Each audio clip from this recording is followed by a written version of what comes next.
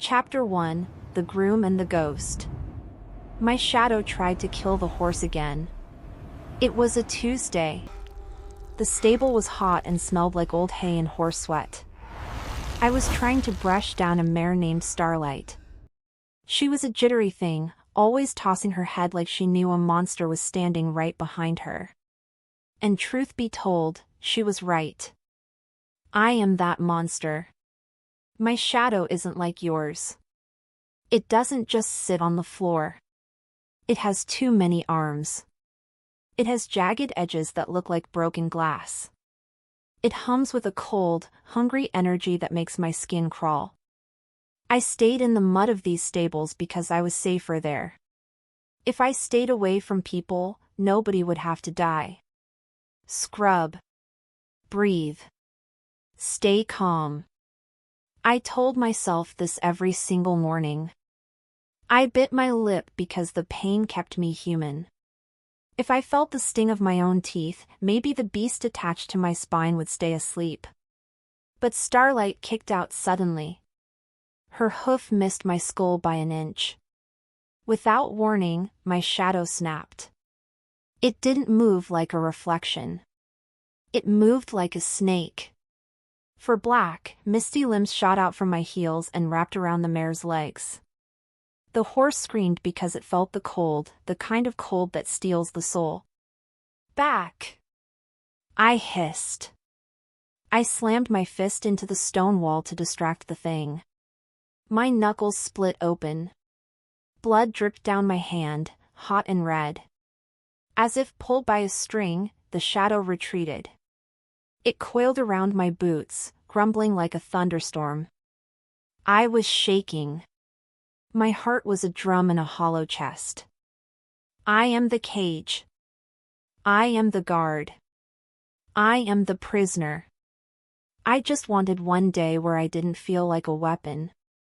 Soon after, the stable doors creaked open. The light from the courtyard cut through the gloom like a knife. A group of royals walked past. I saw the king, his shadow dragging behind him like a heavy, black carpet. It looked bloated. It looked like a tick full of blood. Then, I saw her. Princess Lyra. She walked past the open door, and I stopped breathing. She was a ghost in a world of monsters. While every other royal had a shadow that prowled and snarled, Lyra had nothing. The stone beneath her feet was bare. She was a void. A hole in the world. I watched her, and for a second, I felt an ache in my chest that had nothing to do with the parasite. I wanted to be like her. I wanted to be empty. At that moment, our eyes locked. Most people looked at me with pity or disgust. But Lyra? She stopped. She looked at my shadow, which was still hissing and showing its teeth, and she didn't flinch. Instead, she tilted her head. Her eyes weren't full of fear. They were full of curiosity. As the silence stretched, she took a step toward the stable. Her retinue called out to her, telling her to keep moving, but she ignored them. She looked at me, then at the black beast at my feet. Before either could speak, a guard grabbed her arm and pulled her away. She vanished into the light, leaving me in the dark with my demons. The air in the stable felt heavier than ever because she had taken the only bit of peace with her.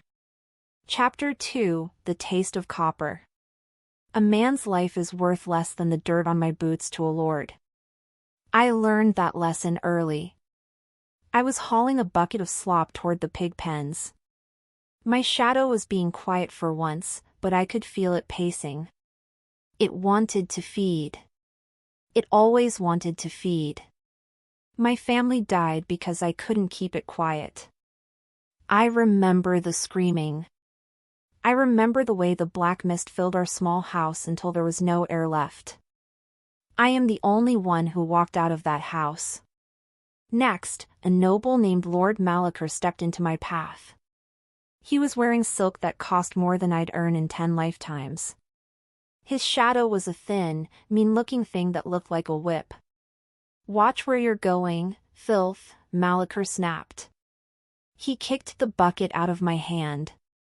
The slop splashed over his expensive boots. To make things worse, he didn't just walk away. He laughed. He stepped into my personal space, and I felt my skin prickle. "Don't touch me," I pleaded silently. "You have no idea what's waiting under my skin." "Look at you," Malachor sneered. "A prince of the dirt. Why do they even let your kind breathe the same air as us?" Deep down, she knew the truth. Well, if Lyra were here, she'd see the danger. But Malachor was blind. He reached out and shoved me hard.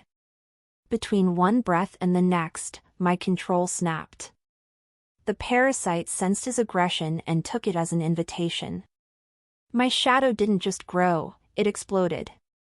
It surged up the wall, a massive, multi-limbed nightmare that blocked out the sun. It let out a low, rumbling growl that shook the windows of the palace. In the span of a breath, the shadow was at Malachor's throat. It didn't touch him with physical hands. It touched his shadow. It began to drain him. The noble's face went white. His knees buckled. He looked like he was aging right in front of me. "Stop!" I screamed at myself. I bit my lip so hard that the copper taste of blood flooded my mouth. I used the pain to anchor myself. I fought the beast like I was wrestling a mountain. Still, the shadow held on. It was savoring the taste of high-born fear. Malachor's shadow was shrinking, being sucked into mine like water down a drain. Just like that, I regained enough focus to pull it back. I fell to my knees, gasping for air. Malachor scrambled backward, his eyes wide and wet with terror. He didn't say a word. He just turned and ran, tripping over his own feet. What followed was a silence so thick it felt like I was buried alive. I looked at my hands. They were shaking. I saw the monster confirmed in the noble's terrified eyes. I wasn't a man. I was a weapon that hadn't gone off yet. Maybe it was fate, but I felt a weight in the air. The shadows of the palace were changing. They weren't just dark anymore, they were getting heavy. They were reacting to something. Something was coming, and my shadow was the only thing that seemed happy about it. Chapter 3: The Hungry Sky. The sun was dying, and the monsters were coming out to play. I stood in the mud of the courtyard, hidden by the stone pillars. High above, on the great balcony, Lord Vane was standing. He was the High Umbral, the man who spoke for the shadows. He looked like a god in his black robes. But I knew better. I stayed in the stables because I could see the truth. Vane wasn't a leader. He was a shepherd, and we were the sheep. That night, the whole city gathered. They were cheering for the great eclipse. They thought it was a blessing. They thought it would give them power. "People of Umbra!" Vane's voice echoed off the black stone. "Tonight, the sun hides, and our true strength awakens. The shadows will merge, and we shall be immortal." Because of that, the crowd went wild. They raised their arms, and their shadows danced and stretched. But I looked at the king. He was sitting in a golden chair behind Vane. He looked like a corpse. His shadow was a giant, pulsing mass of darkness that seemed to be vibrating. Truth be told, the king wasn't wearing the crown. The shadow was wearing him. As the sky darkened, the air turned freezing. It wasn't a normal cold. It was the cold of the void chamber. I felt my own shadow begin to salivate. It wanted to join the mess up there. It wanted to be part of the big, dark thing Vane was building. But then, I noticed something that made my blood turn to ice. I looked at the king's neck. A thin, black vein was crawling up his throat, moving toward his ear. It looked like a parasite burrowing under the skin. Which meant the shadow was eating the crown. Literally. What are they doing? I whispered. Meanwhile, the sun disappeared completely. The world went black. For a few seconds, there was no light at all. In that darkness, the shadows didn't need hosts anymore. I heard a sound like 1,000 wet wings flapping. The tension broke when a scream ripped through the crowd. It wasn't a scream of joy. It was a scream of agony. Just like that, I realized the trap. Vane wasn't giving them strength. He was starting the harvest. The great eclipse was a dinner bell.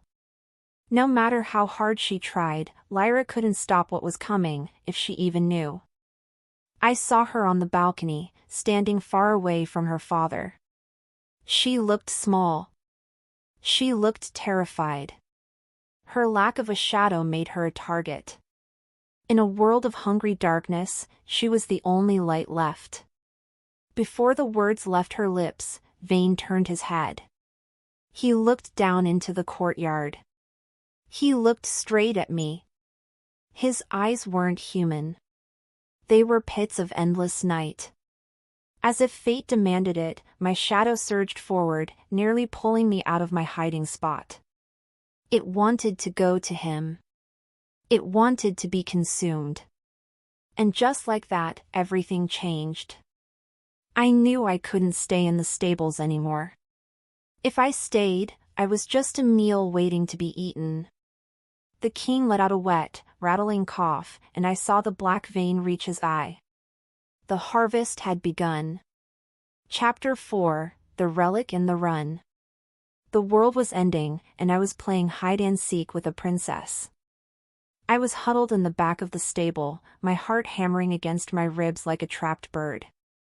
The sky outside was an oily black color because the great eclipse had finally swallowed the sun. Every shadow in the palace was screaming, not with voices, but with a vibration that made my teeth ache. I could feel the high umbral's power moving through the air like a heavy fog. It was thick. It was cold. I was hungry. Without warning, the heavy oak doors of the stable burst open. I jumped, and my shadow lashed out, knocking over a stack of wooden crates. I thought it was the shadow guard coming to harvest me. Rather, it was Lyra. She was gasping for breath, her fine silk dress torn at the hem and stained with soot. She was clutching something to her chest, hidden beneath her cloak. It was glowing. A soft, pulse-like light was seeping through the fabric.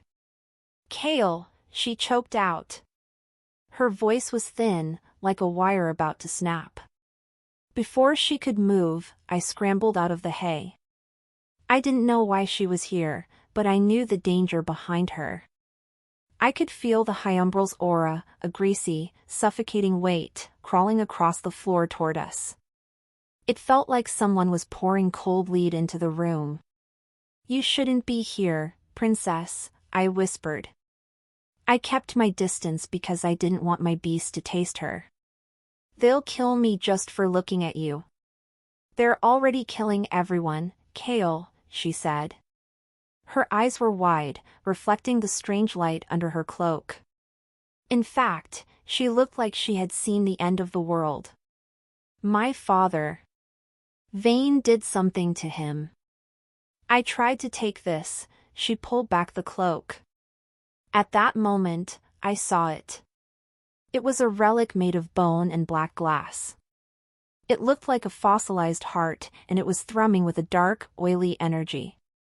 Because of that, my own shadow went wild. It surged up my back, its many arms clawing at the air. It wanted that relic. It wanted to eat whatever was inside it. "Hide it!" I yelled. "Lyra, get out of here." But then, the stable doors groaned. The wood didn't just creak, it buckled inward. There was nobody there, but the air was warping. It looked like heat waves on a summer road, but it was made of pure darkness. The hyumbral scent filled the room. It smelled like old graves and wet ash. As the silence roared, the light under her cloak flared bright. Lyra looked at the door, then at me. She wasn't running. She was staying. What followed was a sound that didn't come from my ears. It was a mental shriek.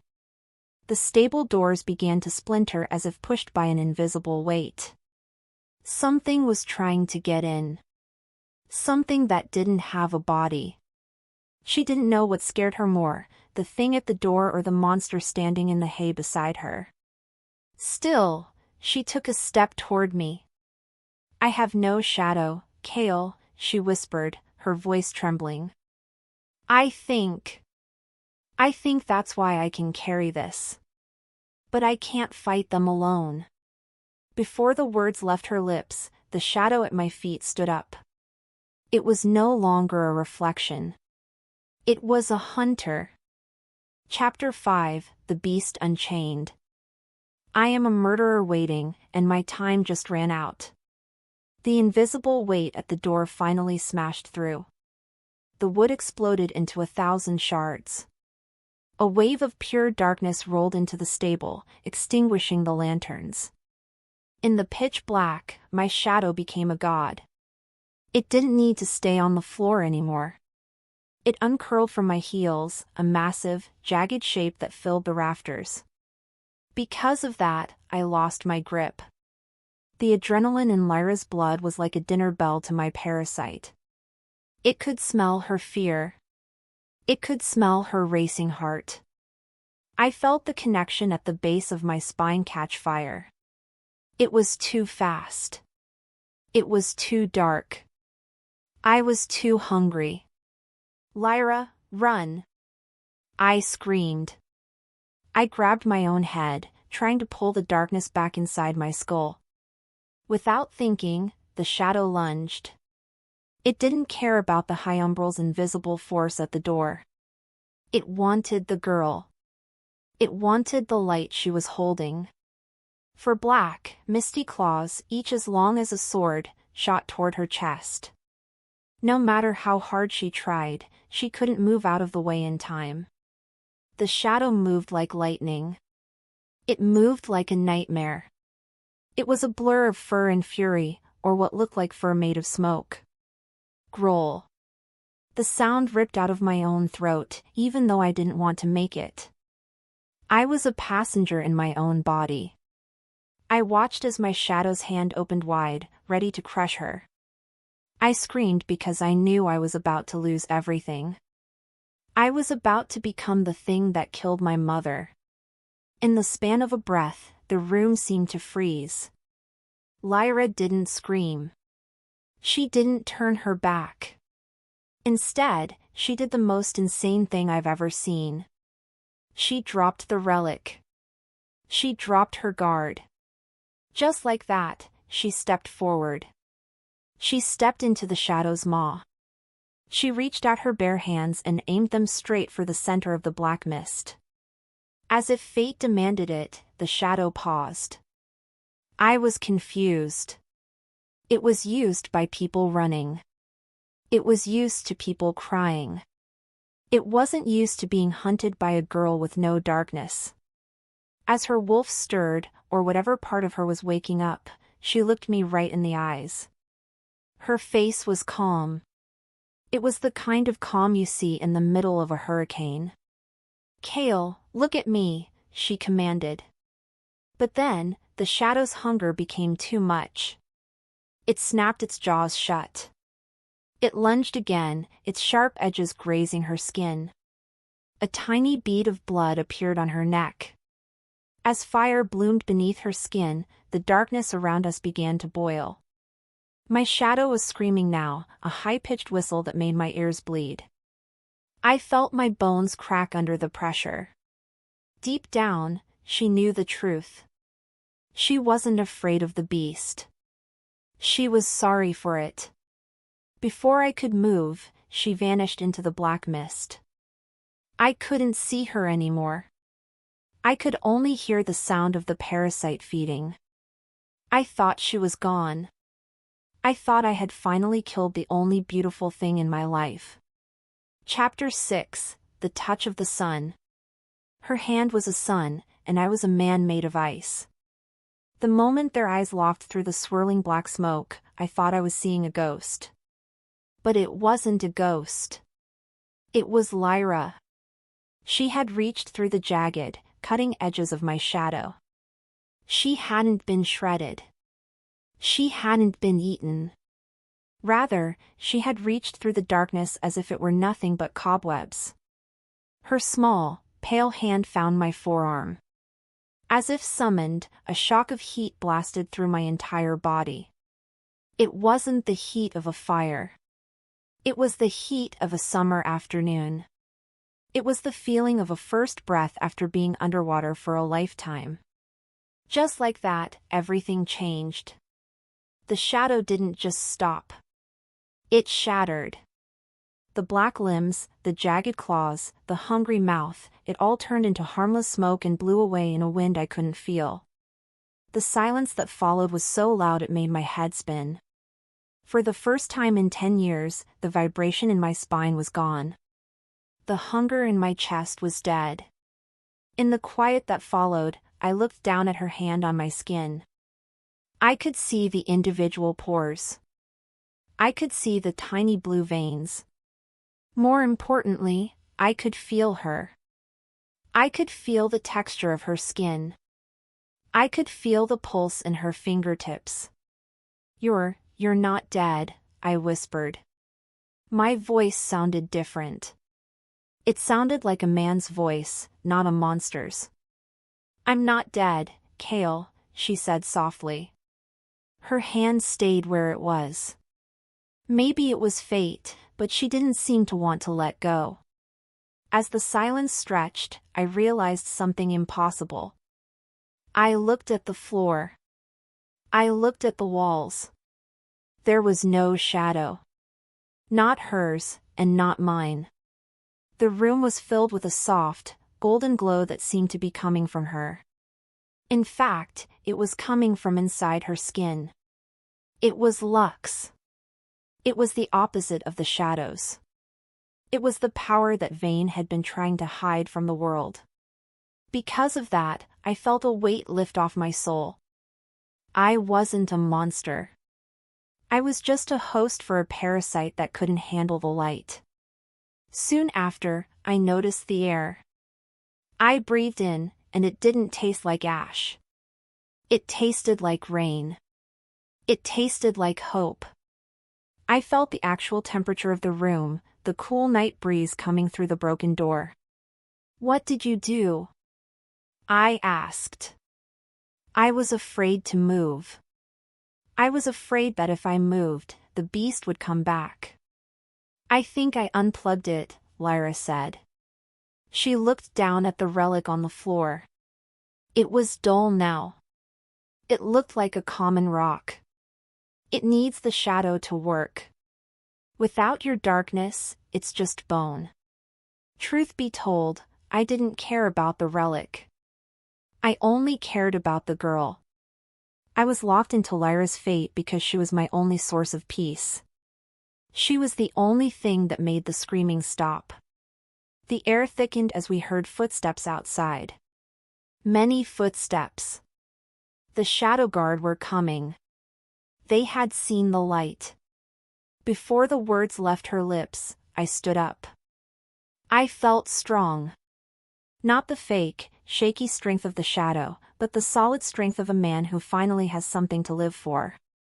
"We have to go," I said. Without another word, I reached out and took her hand. I didn't wait for her to lead.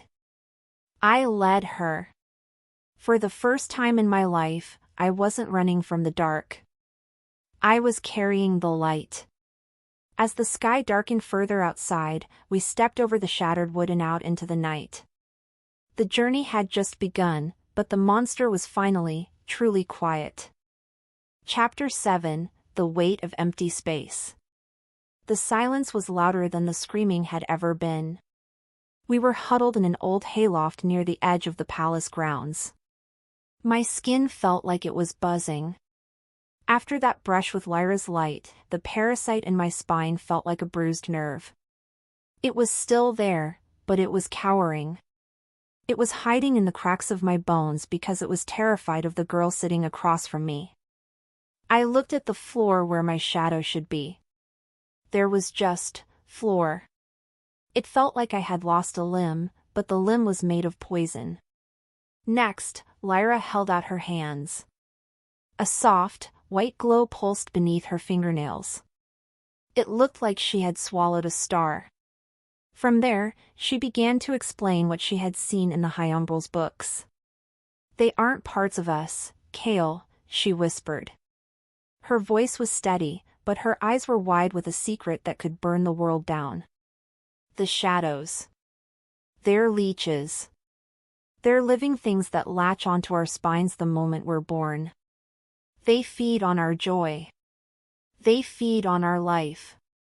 And because we've had them for centuries, we think the hunger is just part of being human." Soon after, I reached back and touched the base of my neck. I felt a small, hard lump that I'd always ignored. Because I was told it was just a bone, I never questioned it.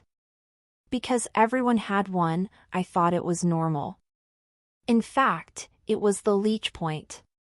It was the mouth of the beast. What followed was a realization that turned my stomach. If the shadows were parasites, then the whole kingdom was just a big farm. We were being raised like cattle for something much bigger and much hungrier. Still, I looked at Lyra. Why was she different?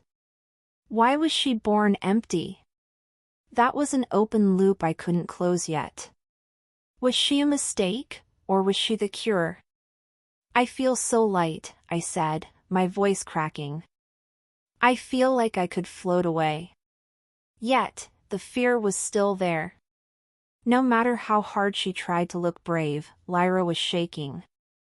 She didn't know what scared her more, the High Umbral's guards or the truth she was carrying. Even so, she reached out and touched my hand again. The moment their eyes locked, the world felt real again. Without a word, I knew I would follow her into the fire. Before either could speak, the sound of heavy boots echoed from the alleyway below. As the silence stretched, we realized we couldn't stay in the hayloft. The hunters were getting closer. Which meant we had to learn how to fight back. Chapter 8: The First Surgery. Death has a smell, but this was something different. It smelled like cold iron and rotting flowers. We were sneaking through the servants' quarters when we found him. He was an old man, a cleaner named Gort. He was slumped against a stone wall, gasping for air. His shadow wasn't a reflection anymore. It was a thick, black oil that was slowly crawling up his chest. It looked like it was trying to drown him from the outside in. After that, Lyra knelt beside him. She didn't hesitate. She didn't look away. In that moment, she was a queen of a different kind. "Kael, hold him," she commanded. "His shadow is going to fight back. It knows I'm here." Soon after, I grabbed the old man's shoulders. Because the shadow sensed the lux in Lyra, it went into a frenzy. It grew thorns. It grew teeth. It lashed out at my face, leaving a stinging red line across my cheek. Still, I didn't let go. I saw the fear in the old man's eyes, I saw the darkness in his soul, I saw the end of his life. Rather, I saw what would happen if we did nothing. What followed was the most beautiful and terrifying thing I've ever seen. Lyra placed her glowing palms over the man's heart. She closed her eyes.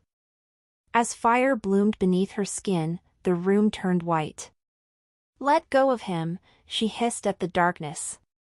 Just like that, I heard a sound like a silk sheet ripping in half. The shadow screamed, a high, thin sound that made my teeth ache. Between one breath and the next, the black mass shriveled up.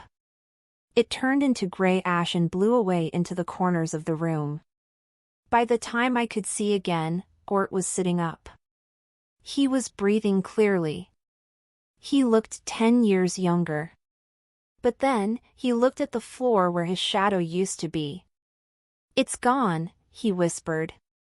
His voice was full of wonder. "The weight, the constant, cold weight. It's finally gone." Eventually, he tried to stand, but he wobbled. He looked at his hands, then at us. In fact, he started to cry. Because he had lived his whole life with a monster, the freedom was overwhelming. "I can't feel my power," he said, his voice trembling. "But I can feel my heart." Moments later, we heard a whistle from the courtyard. The shadow guards were closing in. Which meant we had to leave the old man behind. Because Lyra had used so much energy, she was leaning on me for support. As the wind shifted, I realized that we were the predators now. We were the only ones who could kill the unkillable. Maybe it was fate, but I felt a surge of pride. I wasn't a stable boy anymore. I was a protector. Chapter 9, The Shroud of Lies. The guards didn't look for people, they looked for souls. We were trapped in the main stable corridor. A unit of shadow guards was patrolling just 30 feet away. Their shadows were massive, long-limbed beasts that sniffed the air like hounds. They could sense the lux. They could sense the empty space where my shadow used to be. After that, I realized we were trapped. "I have to put it back on," I whispered. No matter how hard she tried, Lyra couldn't hide the look of horror on her face. Without thinking, she grabbed my arm. "No, Kael. It will hurt you." "I have to," I said. Because I was a ghost now, the guards would spot me instantly. I needed a disguise. I needed to look like a monster again. Soon after, I closed my eyes and reached into the cold, dark place at the back of my mind. I called out to the parasite. As if summoned, the black mist began to leak out of my skin.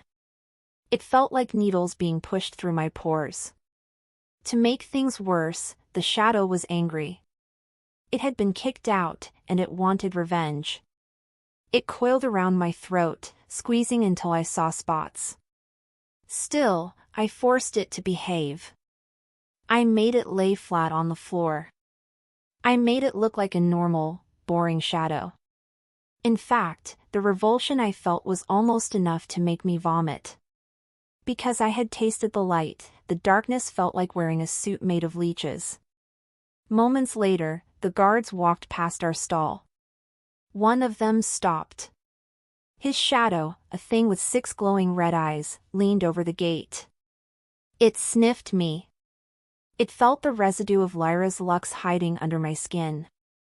The air thickened. I held my breath. I looked down at the mud. As the silence roared, I felt the guard's shadow brush against mine. It was a cold, slimy sensation. "Something's wrong with this one," the guard muttered. But then, Lyra moved. She was hidden under a pile of old blankets in the corner. She didn't make a sound, but she focused her energy. She sent a tiny pulse of warmth through the floorboards. Just like that, the guard's shadow flinched. It thought it had touched a hot coal. It pulled back, hissing. "Forget it," the other guard said. "It's just a stable rat. Let's move to the palace. Vane wants everyone in the void chamber." By the time they were gone, I was shaking so hard I fell over. I clawed at my chest, trying to push the shadow back down. As if the world narrowed, Lyra was there, pulling the blankets off and throwing her arms around me. Her light washed over me, and the fake shadow evaporated instantly. "I've got you," she whispered. "I've got you, Kael." Deep down, she knew the truth. We couldn't keep hiding. The guards were gathering people for the god parasite. That was the second open loop. What happened to the people who went into the void chamber? As her wolf stirred, I felt a new kind of strength. I was tired of being a shroud of lies. Before she could move, I stood up and pulled her to her feet. "We're going to the palace," I said. And just like that, everything changed. We weren't just running anymore. We were going to the heart of the darkness to cut it out. As the sky darkened, the bells began to ring again, calling the sheep to the slaughter. Chapter 10: The Gravity of Darkness. The world didn't just get dark, it got heavy. After that terrifying escape from the stables, we stepped out into the city of Umbra. It didn't look like the city I knew. The air felt like wet wool, thick and hard to breathe. I looked up at the great eclipse. The sun was a black coin with a rim of fire, and it seemed to be sucking the weight out of everything. Next, I felt a tug at my heels. My shadow wasn't just a parasite anymore, it was a lead weight. Every step felt like I was wading through deep mud. In fact, the stone ground beneath my boots felt like a giant magnet trying to pull me under. "Kael, look at the others," Lyra whispered. She was leaning against a stone pillar, her face pale. What followed was a sight that will haunt my dreams forever. The citizens of Umbra were out in the streets, but they weren't walking. They were crawling. Their shadows had grown so thick and bloated that they were pinning people to the ground. Still, the people were cheering. They thought this was the ascension Vane had promised them. Despite that, I could see the truth.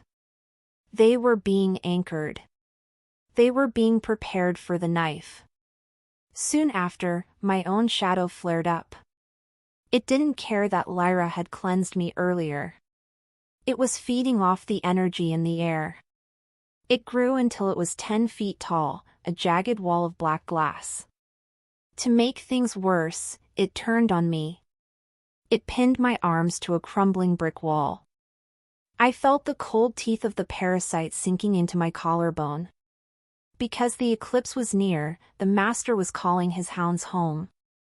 Because I was a strong host, my shadow was being forced to behave like a cage. "Let him go!" Lyra cried. She reached out, but she was stumbling. By the time she reached me, I was gasping for air. The weight was crushing my ribs. Yet, she pressed her palms against my chest. In the span of a breath, the golden lux flared. It fought the gravity. It pushed back against the heavy dark. Just like that, I could breathe again. Before either could speak, a low hum started to vibrate through the floor. It wasn't a sound. It was hunger. Every shadow in the city began to hum in the same key, a rhythmic thrumming that pointed straight toward the palace. Which meant the clock was ticking. If we didn't stop Vane soon, these people wouldn't just be pinned, they would be erased. As if pulled by a string, the shadows began to move in unison. They weren't following their owners anymore. They were dragging them. In the quiet that followed, I looked at Lyra. Have you ever felt the world trying to swallow you whole? As the sky darkened, we realized the city was no longer a home. It was a conveyor belt. Chapter 11: The Harvest Moon. The palace vents smelled like old blood and expensive perfume. After that crawl through the city, we finally found a way inside. We were high up in the iron grates of the throne room. Below us, the great feeding was happening. I looked through the slats, and my stomach did a slow roll. Lord Vane stood in the center of a circle of nobles. These were the rich, the powerful, the men who thought they ran the world. Next, I saw what they really were. Vane reached out a hand, and his shadow, a mountain of shifting ink, opened 1,000 mouths. Soon after, the nobles began to scream. Their shadows weren't just being drained, they were being harvested like wheat. Vane's shadow would lunge, bite off a limb of darkness, and swallow it whole. What's worse, the nobles didn't die. They just slumped over, their eyes turning a flat, milky white. In fact, they looked like empty husks. Because Vane needed the energy to stabilize the god parasite, he was eating his own supporters.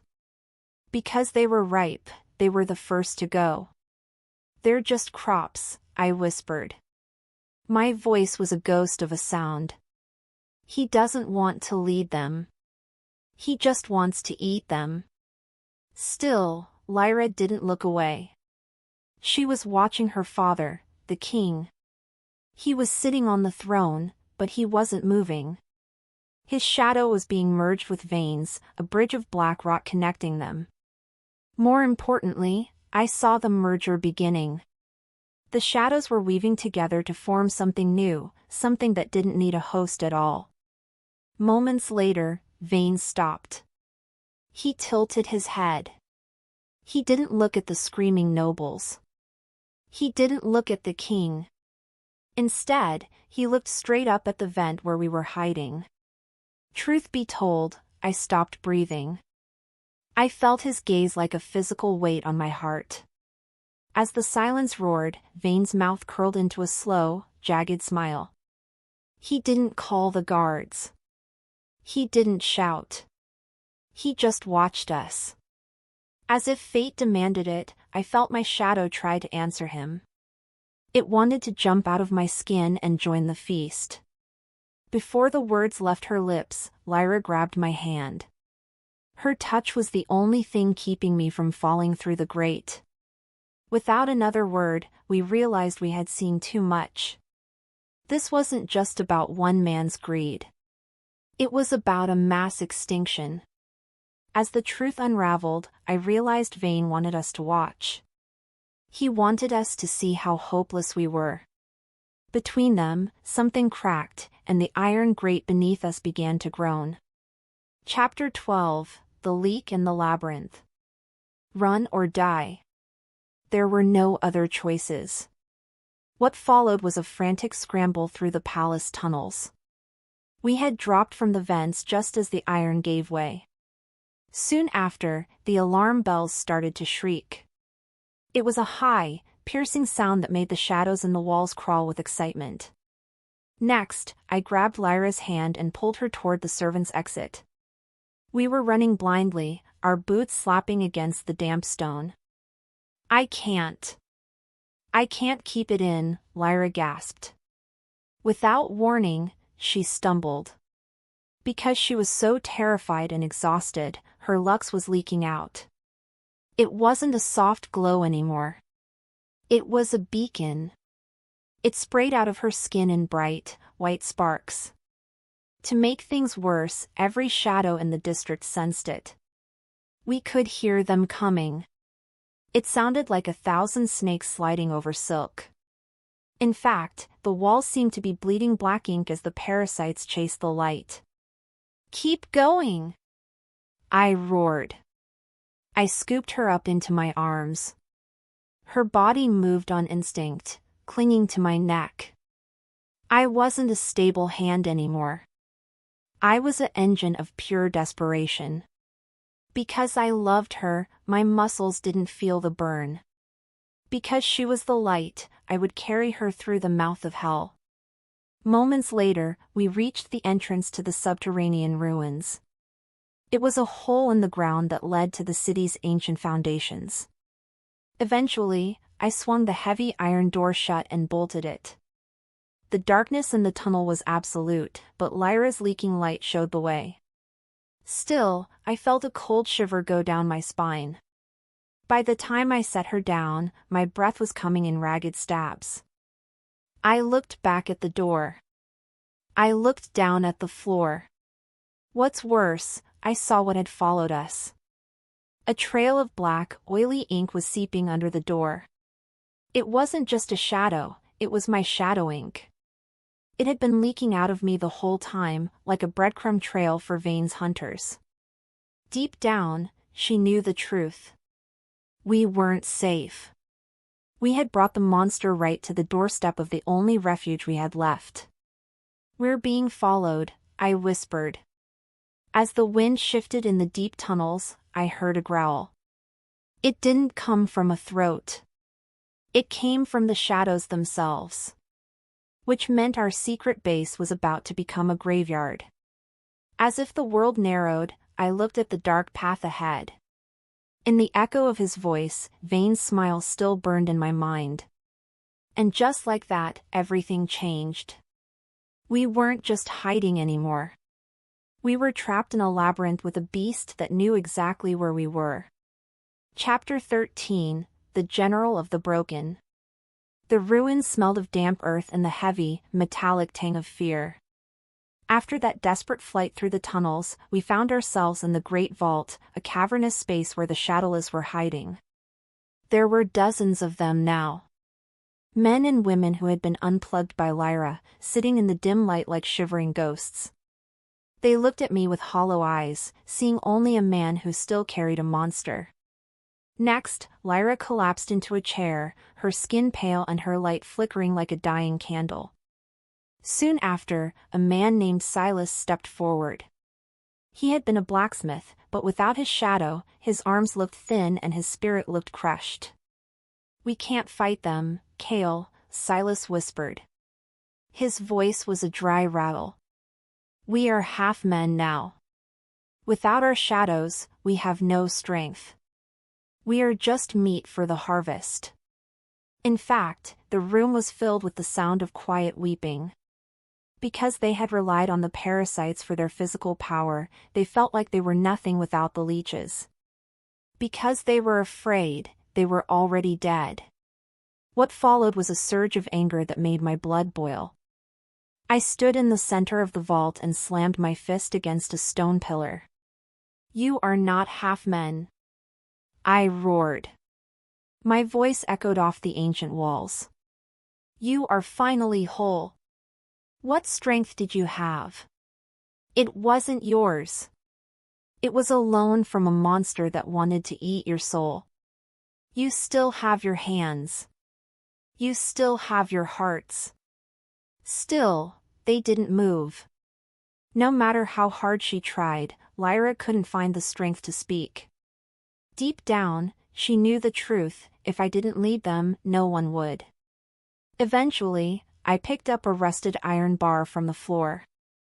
I held it out. Because I was the only one who had fought the beast and stayed standing, they started to look up. In the span of a breath, the air in the room shifted. They weren't looking at a stable boy anymore.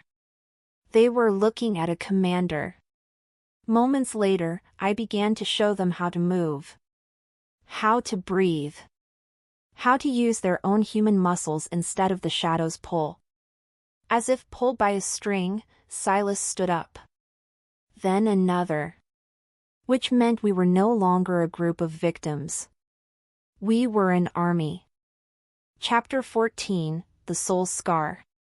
A touch can be a prayer or a curse, and with Lyra, it was both. That night, the vault was quiet as the shadowless slept. I found Lyra sitting by a small, glowing pool of lux. She looked at me, and her eyes were full of a soft, wandering light. "Kael," she whispered. "Come here." Soon after, I knelt before her. I was terrified. Even now, with my shadow cowering, I was afraid I would hurt her. Still, she reached out and pulled back my shirt. She looked at the leech point on my spine. It was a jagged, black scar that looked like a burn. "I can cleanse a part of it," she said. "Not all. If I take it all now, the shock will kill you. But I can give you a piece of yourself back." What's worse, I knew the pain was coming. Despite that, I nodded. As her wolf stirred, that fierce, protective part of her soul, she placed her palms directly onto the black scar. As fire bloomed beneath her skin, I screamed. It felt like someone was pouring molten gold into my nervous system. I felt the parasite in my spine shriek in retreat, abandoning my right arm completely. For the first time in my life, I felt the blood flowing through my fingers without the cold drag of the shadow. At that moment, our eyes locked. The space between us burned with more than just magic. It was a desire. It was a hunger for something real, something human. I leaned forward, my forehead resting against hers. "I want a future," I choked out. "I want to see the sun with you. A real sun." As the silence roared, she kissed my cheek. It was a soft, lingering thing that felt like a promise. Maybe it was fate, but for 1 minute, the world wasn't ending. For 1 minute, I wasn't a monster. But then, a tremor shook the floor. Dust rained down from the ceiling. Just like that, everything changed. The breadcrumbs of my shadowing had led the enemy straight to our door. As if summoned, the sound of a horn echoed through the tunnels. It was a low, mournful sound. Vane was here. Chapter 15, The Human Barricade. The choice wasn't about winning, it was about holding the line. Without warning, the entrance to the ruins exploded. A wave of shadow guards flooded the tunnel, their black parasites leaping ahead of them like hungry dogs. The shadowless scrambled, reaching for their iron bars and stones. Next, I looked at Lyra. She was still weak from the cleansing. She couldn't fight an army. "Go!" I yelled, shoving her toward the back exit. "Take them through the sea tunnels. Get to the mountains. I won't leave you, Kael. You have to." I roared. Because she was the light, she had to survive. Because I was the shield, I had to stay. What followed was the hardest decision of my life. I stepped into the narrowest part of the tunnel, blocking the path. I didn't reach for my human strength this time. I reached deep into the base of my spine. I called the monster. "You want to feed?" I hissed. "Then feed on them." As if fate demanded it, my shadow exploded. It filled the entire tunnel, a wall of jagged, obsidian glass and thrashing limbs. It wasn't a reflection anymore, it was a barricade. I felt my skin tearing, the parasite taking more of my life force than it ever had before. In fact, it was agonizing. But as long as I stood there, the guards couldn't get to her. Moments later, a figure stepped through the smoke. It was Vane. He wasn't wearing his robes anymore. He was encased in a suit of living shadow that looked like armor. He held a small, silver device in his hand, the shadow lock. "Such a waste of a good vessel," Vane sneered. Before the words left his lips, he activated the device. A pulse of violet light hit my shadow. Just like that, my body went rigid. I couldn't move a finger. My shadow was frozen in midair, and I was jerked like a puppet on a string. I watched as the guards flowed past me, heading straight for the path Lyra had taken. As the truth unraveled, I realized I hadn't saved her. I had just pinned myself to the wall so Vane could watch me die. Under the weight of his stare, I felt the world go black. And just like that, everything changed. The protector had fallen, and the ghost was alone in the dark. Chapter 16, The Puppet's Dance. The cold didn't just touch me, it moved in and took up residence in my bones. After that violet pulse from the shadow lock, my body wasn't my own anymore. I was pinned against the damp stone of the tunnel, my arms spread wide as if I were being crucified on a cross of my own darkness. My shadow was frozen, a jagged, black statue that held me in place while Vane's guards marched past. Next, I felt a sharp tug at the base of my skull. Vane walked toward me, his boots clicking on the stone with a rhythmic, predatory sound. In fact, he looked at me with the same clinical interest a butcher might show a prime cut of beef. "You have such a high tolerance for pain, Kaelen," Vane whispered, his voice like dry parchment rubbing together. Most men would have shattered years ago. Because you survived the burst that killed your family, I knew you were the perfect vessel. Because you are so stubborn, the parasite has grown strong and bitter. Just the way the god parasite likes it. What followed was a wave of nausea that had nothing to do with the shadows. My family. The accident that had turned my childhood home into a tomb hadn't been an accident at all. Still, I couldn't even scream. I could only watch through a haze of agony as Vane reached out and tapped the silver device. Just like that, the shadow lock jerked me forward. I wasn't walking, I was being dragged by my own nervous system. Soon after, we emerged from the ruins and into the streets of Umbra.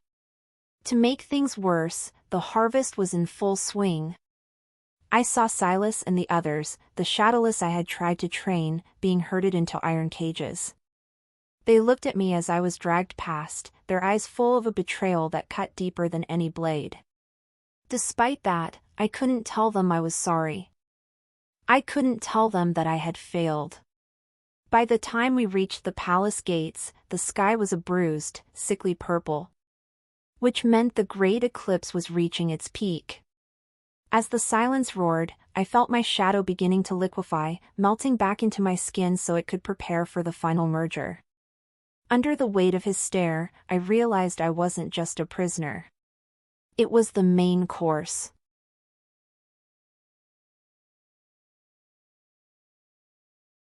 Chapter 17, The Drowning Room. The void chamber was a place where light went to die.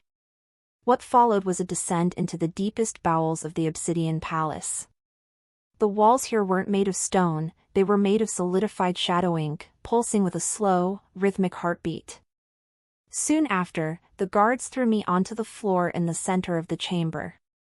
The floor was cold, so cold it felt like it was burning my skin.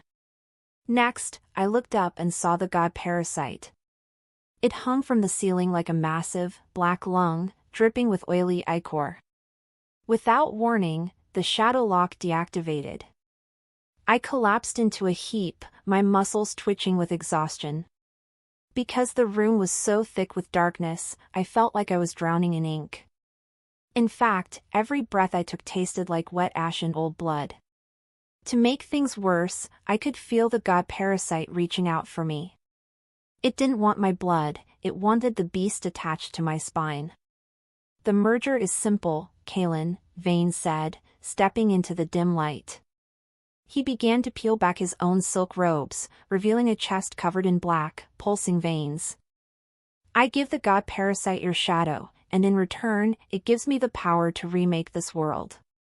Because you are the strongest host, your shadow will be the final piece of the puzzle. As the truth unraveled, I felt a sense of total despair. Lyra was gone. The rebellion was crushed. I was chained to an altar in a room that didn't know the sun existed. Deep down, I knew the truth, I was going to die here, and I was going to take the rest of the world with me. In the quiet that followed, I closed my eyes. I tried to find that spark of Lux Lyra left in my arm, but there was nothing. Just cold. Just black. Maybe it was fate, but I felt the last bit of my human resolve start to crumble. As the sky darkened even further in my mind, I heard the god parasite let out a low, guttural thrum. I was hungry. And just like that, everything changed. The chains around my wrists began to glow. Chapter 18, The Skinning of the Soul. There is a pain that goes beyond the body, a pain that tears at the very fabric of who you are. That night, the ritual began. Vane stood over me, chanting in a language that sounded like teeth grinding together. Soon after, I felt the god parasite drop from the ceiling. It landed on my chest, a heavy, suffocating mass of cold slime. From there, it began to feed. I felt its tendrils digging into my skin, searching for the connection point at the base of my spine. What followed was the skinning of my soul. I felt my shadow being slowly peeled away from my nervous system. It wasn't a clean break. It felt like my very identity was being ripped out through my pores. Still, I couldn't move. I was pinned by the sheer weight of the darkness. In the span of a breath, the world became a kaleidoscope of agony. I saw my mother's face. I saw the fire. I saw Lyra's smile. Yet, just as the darkness was about to swallow me completely, I saw it. As if fate whispered, a single, microscopic pinprick of white light appeared in the corner of the chamber. No matter how hard she tried to stay hidden, the light was too pure. It was Lyra. She was standing in the shadows of the doorway, her eyes burning with a fierce, desperate resolve. She didn't know what scared her more, the monster on top of me or the fact that she was the only one left to stop it. Even so, she raised her hands. Before the words left her lips, the god parasite shrieked. It felt her presence. It felt like Lux. As if pulled by a string, the darkness in the room began to swirl toward her, trying to snuff out her light. "Kael," she screamed. "Don't let it take you. Fight it." But then, Vane turned. He saw her. A jagged, black blade grew out of his arm, and he began to move toward her with a predatory focus. Just like that, everything changed. I wasn't a puppet anymore. I was a man watching the woman he loved walk into a trap. In the echo of her voice, I felt a spark of anger hit the base of my spine. As the silence roared, I didn't reach for the shadow's power. I reached for my own. I reached for the hate. I reached for the love. Which meant the merger wasn't over. It was just getting started. Chapter 19, The Anchor in the Void. The pinprick of light wasn't just a color, it was a heartbeat in a room that had stopped breathing. After that initial shock of seeing Lyra in the doorway, the void chamber seemed to warp. The god parasite, sensing the intruder, let out a sound like grinding stones and turned its massive, oily bulk toward her. I was still pinned to the altar, my spine feeling like it was being unspooled like thread. Next, I saw Vane. He didn't look like a man anymore, he was a silhouette of jagged smoke, his eyes glowing with a sickly violet light as he stalked toward Lyra. In fact, he looked amused. "You came back for a stable boy?" Vane's voice echoed, vibrating the very floor beneath me. "Because you are empty, you think you are safe. Because you have no shadow, you think you can walk in my house." What followed was a display of pure, raw defiance. Lyra didn't back away. Instead, she raised her hands high, and the microscopic pinprick of light exploded. It wasn't just a flicker anymore, it was a flood. She had gathered the Lux from every liberated soul in the ruins, carrying their hope like a torch. Still, the darkness in the chamber fought back. It coiled around her ankles, trying to drag her into the ink. Despite that, she kept her eyes on mine. "Kael, now," she screamed. Soon after, I felt the connection pulse. I wasn't reaching for the shadow's power anymore, I was reaching for the space between the shadows. In the span of a breath, I realized the truth. Vane thought I was a vessel for the dark, but I was something else. I was in a cage. I was the one who could hold the weight without breaking. Because I had endured the monster for 10 years, I was the only one strong enough to anchor the light. At that moment, I stopped fighting the pain. I welcomed it. I pulled the god parasite's energy into my own bones, acting as a lightning rod to keep the pressure off Lyra. Under the weight of his stare, Vane paused, his violet eyes widening in confusion. He felt the energy draining away from him and into the meat on the altar. Chapter 20, The Breaking of the Chain.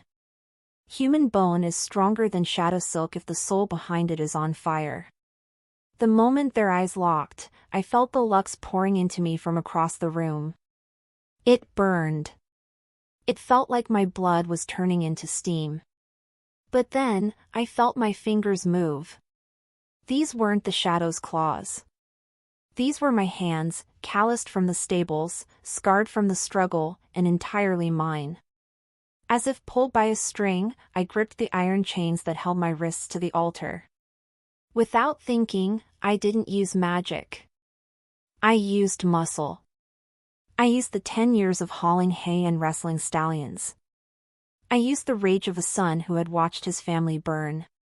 What followed was a sound of shrieking metal. The shadow lock mechanism groaned.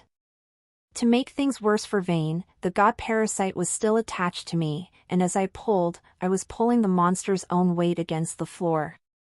Impossible! Vane roared. He lunged toward me, his shadow blade raised. Before he could move, I gave one final, primal heave. Crack! The stone altar split down the middle. The iron bolts flew out like shrapnel. I was free. Just like that, I stood up, the god parasite still clinging to my chest like a dying leech. In fact, I looked Vane right in his violet eyes and smiled. It wasn't a nice smile. It was the smile of a man who had finally found the exit to his own nightmare. You said I was a good vessel, I rasped, my voice sounding like thunder. But you forgot one thing. A vessel can be a trap. Soon after, I grabbed the god parasite with my bare hands. As fire bloomed beneath her skin, Lyra sent a final, massive surge of lux toward me. I didn't let it pass through me, I held it. I became a sun trapped in a cage of flesh. Which meant the parasite had nowhere to run. As the silence roared, the black ink began to sizzle against my skin. The smell of burning ozone filled the chamber. Vane screamed as his own suit of shadow began to peel away, reacting to the light I was housing. Chapter 21, The Final Gamble. We were standing on the edge of the world, and the only way down was through the fire. As the sky darkened outside the palace, the void chamber became a cyclone of white light and black ink. I was the center of the storm. I could feel my life force being used as fuel, but I didn't care. Next, I saw Lyra running toward me. She wasn't afraid of the heat. She wasn't afraid of the monster. In the quiet that followed, she reached out and grabbed my hand. As the bond pulsed, I felt our souls click together. The lux she carried and the endurance I held merged into a single, blinding weapon. Before either could speak, we looked at Vane. He was shrinking. His shadows were evaporating, leaving him as nothing more than a small, withered man in expensive rags. You'll destroy everything! Vane shrieked, his voice cracking. Without the shadows, there is no power. There is nothing. Then we'll start with nothing, I said. What followed was the final push. I didn't push Vane away, I pulled him in. I used my shadow, the last, dying remnants of it, to hook into his nervous system. I anchored him to the spot. Because he was the high umbral, he was the root of the parasite. Because he was the root, he had to be the first to burn. Now, Lyra! I yelled. As if fate whispered, she let go of all the light she had been holding. The lux didn't just shine, it screamed. It poured into the god parasite, into Vane, and into the very foundations of the obsidian palace. Between one breath and the next, I felt the parasite on my spine let go. It didn't just leave, it disintegrated. And just like that, everything changed. The weight was gone. The cold was gone. The hunger was dead. As the truth unraveled, I felt my knees buckle. I was falling, but for the first time in my life, I wasn't falling into the dark. I was falling into her arms. Before the words left her lips, the world exploded in a silent, white flash. Chapter 22, The Weight of Light. The silence was the first thing I noticed. It wasn't the heavy, suffocating silence of the void chamber, but a soft, living quiet that tasted like morning. After that white-hot explosion of lux, I expected to wake up in another world, or perhaps not wake up at all. Instead, I felt the gritty texture of stone beneath my cheek and the smell of dust settling after a storm. I opened my eyes, and for a heartbeat, I panicked. I didn't feel the hum. The constant, icy vibration at the base of my spine, the one I'd lived with since I was a boy, was gone. In fact, my back felt terrifyingly light. I scrambled to sit up, my muscles aching as if I'd been trampled by a dozen stallions, and looked at my feet. Next, the sun began to peek through the shattered remains of the palace dome. I watched the golden beam crawl across the floor toward me. What followed was the most beautiful thing I had ever seen. The light hit my boots, and a shadow stretched out behind me. It wasn't jagged. It didn't have extra limbs. It didn't growl or snap at the dust motes. It was just a soft, gray shape that followed the lines of my body. It was a human shadow. Kael? As if summoned, Lyra's voice drifted through the haze. She was sitting a few feet away, her dress a ruin of soot and silk, but her skin was glowing with a natural, healthy warmth. Soon after, I crawled toward her, my hands shaking. Because I was so used to being a biohazard, I hesitated. Because I still feared the beast might wake up, I kept my fingers an inch away from her skin. "It's over," she whispered, reaching out to close the gap. The moment their eyes locked, I saw the reflection of a man in her pupils, not a monster. Without another word, she took my hand. Her skin was warm. It was just skin. No sparks, no burning light, just the heartbeat of the woman who had saved my soul. In the quiet that followed, I realized that the god parasite hadn't just been defeated, it had been erased. Which meant we were finally, for the first time in our lives, alone. Chapter 23, The First Breath of the Free. Freedom is a heavy thing when you've spent your life in chains. What followed was a slow walk through the halls of the obsidian palace. The black ink walls were crumbling, turning into common gray stone as the magic that held them together evaporated. Moments later, we stepped out onto the great balcony. The city of Umbra lay below us, bathed in the soft glow of a real sunset. Still, the sight was messy. People were wandering the streets, rubbing their necks and looking at their own shadows with a mix of fear and wonder. Next, I saw Silas. He was standing in the courtyard, helping an old woman to her feet. He looked up and saw us, and he didn't cower. Instead, he raised a fist in a silent salute. In fact, the shadowless weren't weak anymore. They were finding a different kind of strength, the kind that comes from standing on your own 2 feet without a crutch.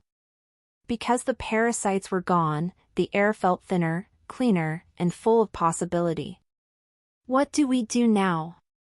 I asked, looking at the crown that lay discarded in the dirt below. "We rebuild," Lyra said. She leaned her head against my shoulder. As if fate demanded it, I put my arm around her. I didn't have to worry about my shadow leaping out to strangle her. I didn't have to bite my lip until it bled to keep the hunger away. Truth be told, the only hunger I felt was for a meal and a long sleep. Yet, there was a lingering question in the air. Vane was gone, but the world was still broken. As the wind shifted, I realized that my role had changed. I wasn't the stable rat hiding in the dark. I was the man who knew how to survive the cold. Before either could speak, a group of survivors gathered in the courtyard, looking up at the balcony for guidance. Which meant the ghost and the monster had become the king and the queen of a new era. Chapter 24, The Sun and the Soil. The garden was overgrown, but the roses were finally starting to bloom. Come morning, I walked through the palace grounds alone. I wasn't wearing a leather vest or carrying a slop bucket. I was wearing the simple, clean linen of the Lux Guard. Soon after, I reached the fountain where Lyra was waiting. The sun was high and bright, casting a sharp, honest shadow of a man against the white marble. Next, I sat beside her and watched the water dance. As if the world narrowed, I looked at my hands. The scars were still there, but they didn't ache anymore. In fact, I felt whole. Because I had carried the dark for so long, the light felt like a gift I earned with every breath. No matter how hard she tried, Lyra couldn't hide the smile that touched her lips when I took her hand. I heard the people are calling you the captain of the light, she teased, bumping her shoulder against mine. I'd rather be the captain of the stables, I joked, though we both knew that life was over. Still, I think I can get used to this. What followed was a moment of true, unshielded intimacy.